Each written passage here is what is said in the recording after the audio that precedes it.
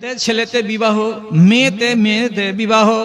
আল্লাহর কসম খেয়ে বলছি, ছেলেতে ছেলেতে যদি বিবাহ করা হয় জীবনে বংশ বিস্তার হবে না।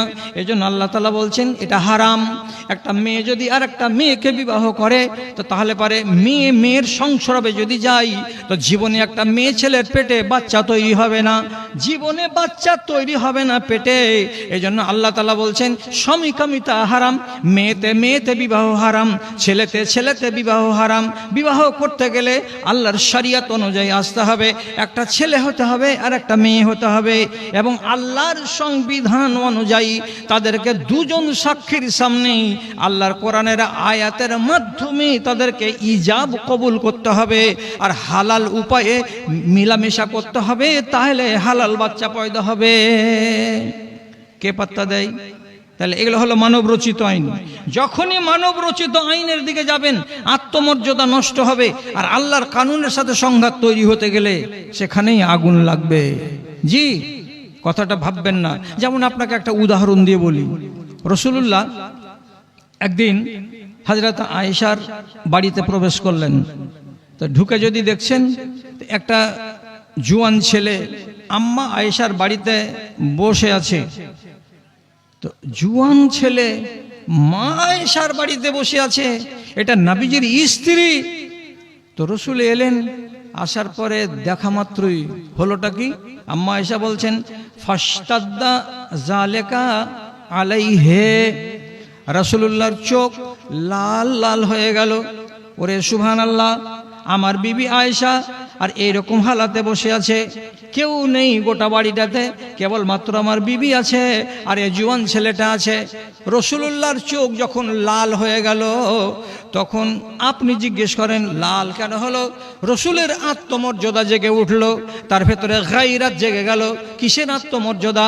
আল্লাহর ফিতরাত এটা নয় যে একটা মেয়ে ছেলে কিংবা একটা ছেলে আর একটা মেয়ে নির্জনে জায়গাতে মিলিত হবে, এটা কানুন নয় ইসলামের। তবে কারা হতে পারে? যারা মাহরাম, তারা নির্জনে একত্রিত হতে পারে। যেমন বাপ আর বেটি এক জায়গায় থাকতে পারে, ভাই আর বোন এক জায়গায় বসতে পারে, দাদা আর পতি এক জায়গায় বসতে পারে। এইরকম লোকেরা যারা মাহরাম হবে তারা যদি নির্জনে বসে তো সন্দেহর কারণ নাই। আর এই লোকগুলো বাদ দিয়ে অচেনা কোনো মানুষের সাথে যদি কোনো রমণী বসে যায় কিংবা অচেনা কোনো রমণীর কাছে গিয়ে কোনো ছেলে যদি বসে যায় তো এটা আল্লাহর কানুন নয়, এটা হলো অস্বাভাবিক কানুন।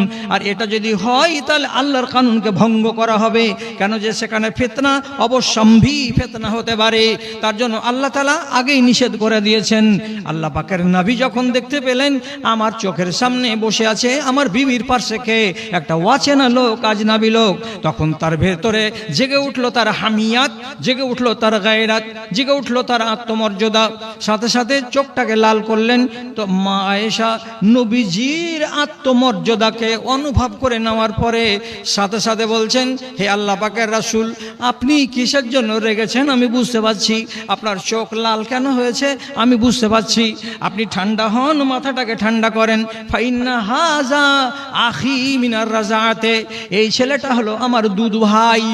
আমি যে মহিলার দুধ পান করেছিলাম কচি বয়সে, এই ছেলেটাও ওই মহিলার দুধ পান করেছিল কচি বয়সে। তো একটা ছেলে আর একটা মেয়ে দুই গায়ের হোক, ভিন্ন গায়ের হোক না কেন, কোনো এক রমণীর যদি দুধ পান করে থাকে তো তাহলে এরা দুধ ভাই বোন হয়ে যায়। আর যেমন নিজের ভাই বিয়ে করা থাকে হারাম, তেমনি দুধ ভাইকে বিয়ে করা হারাম। আমি যেমন নিজের ভাইয়ের সামনে কানুন খাটাবো তেমনি আমার দুধ ভাইয়ের সামনে ওইটা কানুন হবে। আমার মায়ের পেটের ভাইয়ের পাশে যদি আমি বসতে পাই তাহলে আমার দুধ ভাইয়ের পাশে আমার বসা চলবে। আপনি রাগ করিয়েন না, চোখ লাল করিয়েন না। রাসূল যখন শুনলেন এই ব্যাপার, আমি তো জানি না কথাটা কি হলো। যখন কানুন ব্রেক হচ্ছে, ব্রেক করতে গেলেই আপনি ফাসাদে পড়বেন আর সমাজ ফাসাদে পড়বে। তো রাসূলুল্লাহ প্রথমে অনুভব কি করেছিলেন? কানুন ব্রেক হয়েছে, গায়ের মাহরাম আমার স্ত্রীর কাছে বসে আছে, তার জন্য কি হলো? এই প্রতিক্রিয়াটা দেখা দিল। কিন্তু পরে যখন হালাত জানা গেল যে না এটা নয়, এটা নিজের দুধ ভাই, সুতরাং তারপরে মনটা আশ্বস্ত হলো। তো বুঝতে পারছেন, আল্লাহর কানুনকে আপনি ভাঙার জীবনে চেষ্টা করবেন না। বিবাহটাকে বিবাহের মতো করে রাখেন। যদি বিবাহকে বিবাহের মতো করে না রাখবেন, তাহলে নিজে থেকে ফিতনাকে আপনি ডেকে বাড়িতে নিয়ে আসবেন। এখানে কোনো লুকাছাপা কথা নয়। আরে ভাই, একে যদি না ধরেন আপনার ইমানই থাকবেন না, বেঈমান হয়ে যাবেন। আরে একে ধরার পরে আগে জেলখানা দেওয়া ফরজ। আর যদি ইসলামী খিলাফত থাকে, যদি রাষ্ট্র থাকে, তো আগে ধরে তাকে তওবা করতে বলতে হবে। তওবা যদি না করে তাকে মৃত্যুদণ্ড দিতে হবে, নচেত ইমানই থাকবে না। তো আমরা এই কথাই বলি যে পীর ধরা ফরজ মানে 100% ফরজ। কেন? পীর ধরা পরে যা করা ফরজ তাই করা ফরজ। মানে চোরকে ধরা পরে যা করা ফরজ, পীরকে ধরে তাই করাই ফরজ। এটাই সত্য কথা, পীর ধরা ফরজ আমরাও মনে করি। একটা বই আপনাকে দেখাবো, কয়েকটা বই নিয়ে এসেছি, বাংলাদেশ থেকে কিনেছি, টাকা দিয়ে কিনেছি। মাইনুল ভাইয়ের বাড়িতে বসে পড়েছি, নোট করেছি আজকে সকালবেলাতে। বইটা হচ্ছে চরমনায় পীর সাহেবের একটা রচনা বলি। ভাই বললে রাগ করবেন? ভাই কষ্ট করে টাকা দিয়ে আমি পড়েছি। ভাই পড়েছি কিসের জন্য? বলার জন্য তো নাকি? আর এখন যদি বলেন না বললে ফিতনা হবে, তো বই বিক্রি করলে ফিতনা হয় না? তা আমি তো পড়েছি, আমি তো বলবো রে বেটা। বইটা একটা অধ্যায় খুলবেন, আশেকে মাসুক। এই বইটার আশেকে মাসুক একটা পৃষ্ঠা নাম্বার 35 খুলবেন। কত নম্বর পৃষ্ঠা?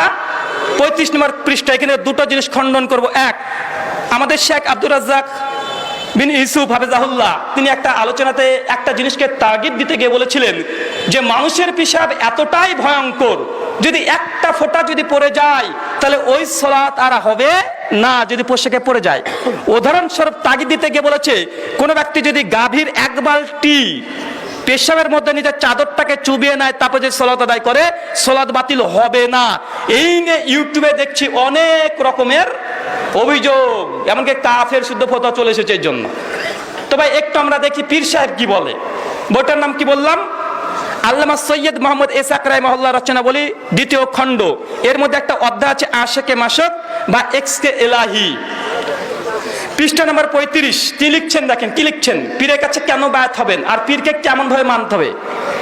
শেখ পাশে আছে, আমি দেখিব, যারা জুম করতে চান জুম করে নিতে পারেন। লিখছেন দেখেন, পীর সাহেব কেবলা যখন যে আদেশ করিবেন তাহাতে কোনো প্রকার কিলোকাল মানে হচ্ছে আপত্তি, কিলোকাল না করিয়া অর্থাৎ নিরাপত্তিতে তাহা করিতে তাকিবেন মানে থাকিবেন। হাফেজ রাহিমাহুল্লাহ তিনি বলেছেন, কি বলেছেন? কামেল পীরের আদেশ পাইলে নাপাক শারাব মানে মদ। কি বললাম? কামেল পীরের আদেশ পাইলে নাপাক শারাব দ্বারা যাই নামাজ রাঙিয়ে মানে রঙিল করিয়া তাহাতে নামাজ পড়ো। অর্থাৎ শরীয়তে কামেল পীর সাহেব যদি এমন কোন হুকুম দেন যা প্রকাশ্য শরীয়তের খেলাফ হয়, তবুও তুমি তাহা নিরাপত্তিতে আদায় করিবে, কেননা তিনি রাস্তা সব তৈরি করিয়াছেন, তিনি তাহার উঁচু নিচু অর্থাৎ ভালো মন্দ সব চেনেন। কম বুঝেন ধরুন জাহের ভাবে যদিও তুমি উহা শরীয়তের খেলাফ দেখো, কিন্তু মূলে তা খেলাফ নহে। কিছু বুঝতে পারলেন? বলেন, জোরে বলেন নাউজুবিল্লাহ মিন জালিক। ভাই আব্দুর রাজ্জাক বিন হাফেজাহুল্লাহর উপরে আপত্তি যে তিনি কি বলেছেন, যে গরুর যদি এক বালতি পানি থাকে মানে পেশাব থাকে, নিজের চাদর যদি চুবিয়ে যদি নামাজ আদায় করে, নামাজ এটা নষ্ট হবে না, বরং তিনি এটা মাসালা দেননি, এটা কি করেছিলেন? তাগিদ দিয়েছিলেন। ভাই এই তাগিদ কি আপনাদের কিতাবে নাই? আপনাদের কিতাবে আছে বেহেশতের জওয়াদ 6 নম্বর খণ্ড।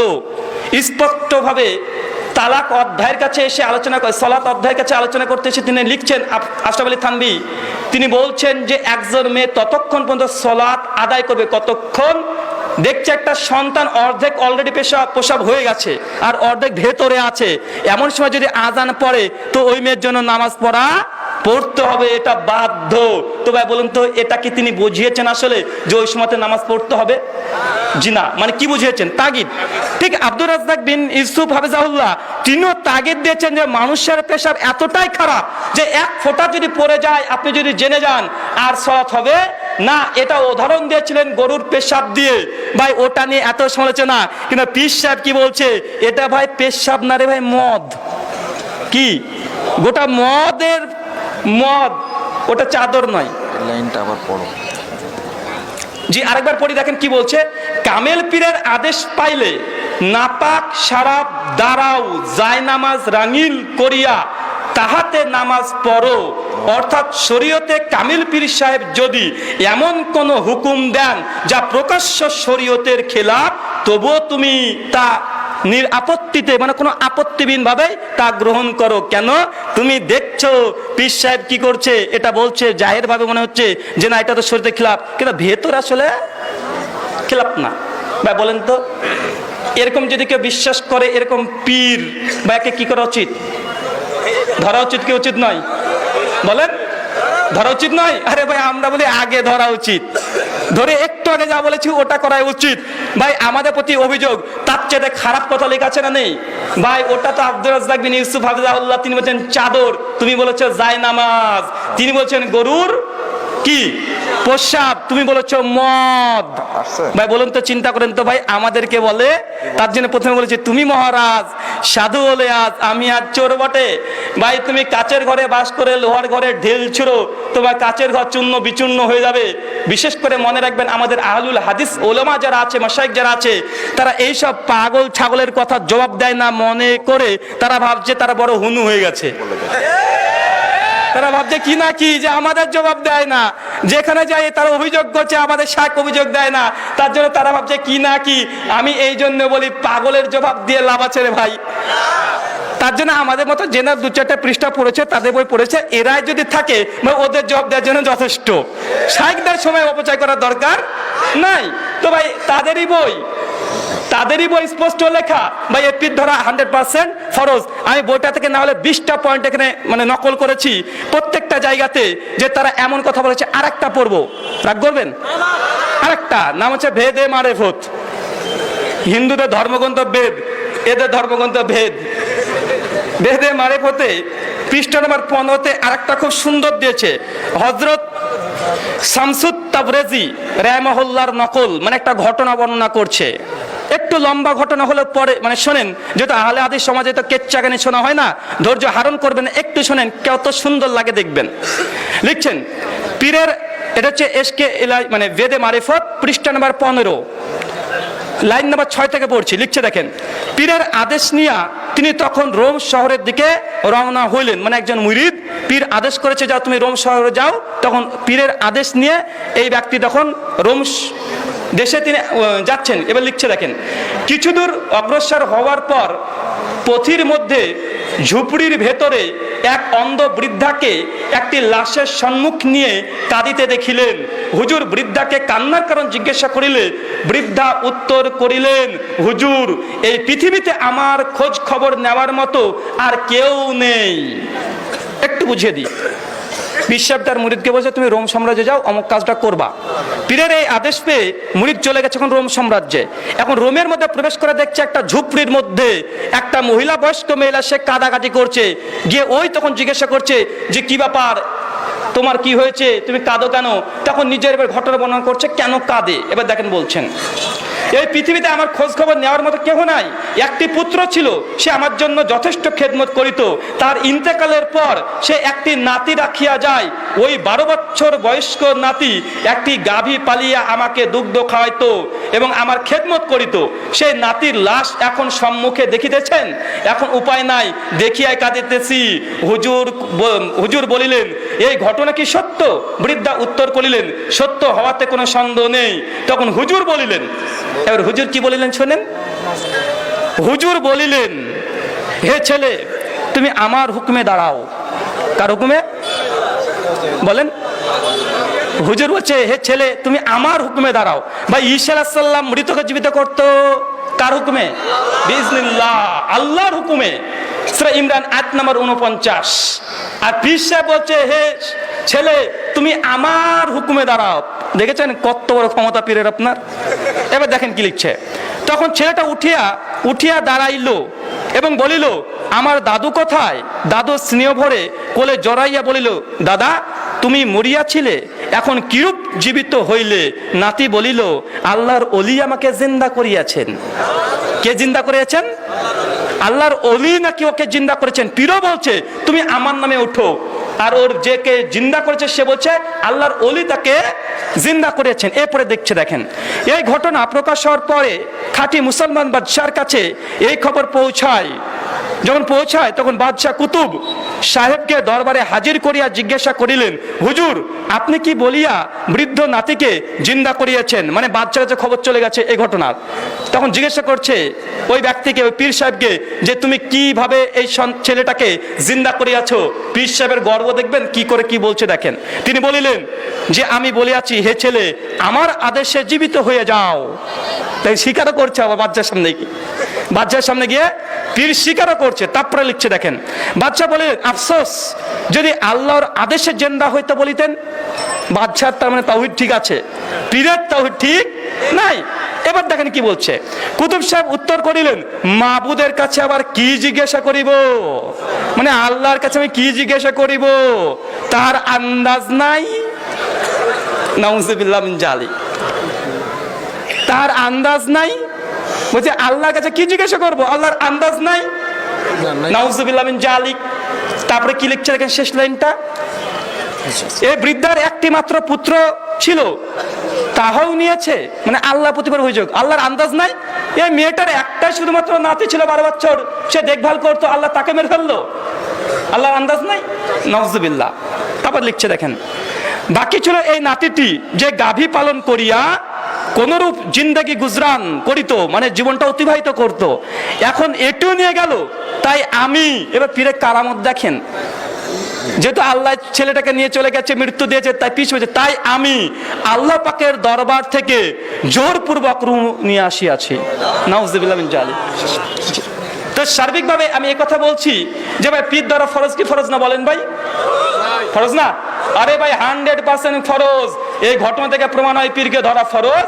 তারপরে যদি ইসলামী রাষ্ট্র হয় তাকে প্রথমে তওবা করার সুযোগ দিতে হবে, নচেত তাকে একদম ঝুলে দেওয়া ফরজ। মহান সত্তা আল্লাহর কাছে দোয়া প্রার্থনা, আল্লাহ সুবহানাহু ওয়া তাআলা এইসব মুসলিম উম্মার মধ্যে যারা এরকম বিভ্রান্তিকর আকীদা সৃষ্টি করছে, আল্লাহ সুবহানাহু ওয়া তাআলা এইসব ব্যক্তিকে তুমি হেদায়েত দান করে সকলে বলি আল্লাহুম্মা আমিন। একটা ছোট্ট রেফারেন্স দিয়ে আলোচনা শেষ করবো। শেখ এসে বসে আছে, শেখ তখন থেকে জিজ্ঞাসা করছে যে শেখ কথা বলবো না চালিয়ে দেবো, শেখ অনুমতি দিয়েছে, এই জন্য আলোচনা করছিলাম।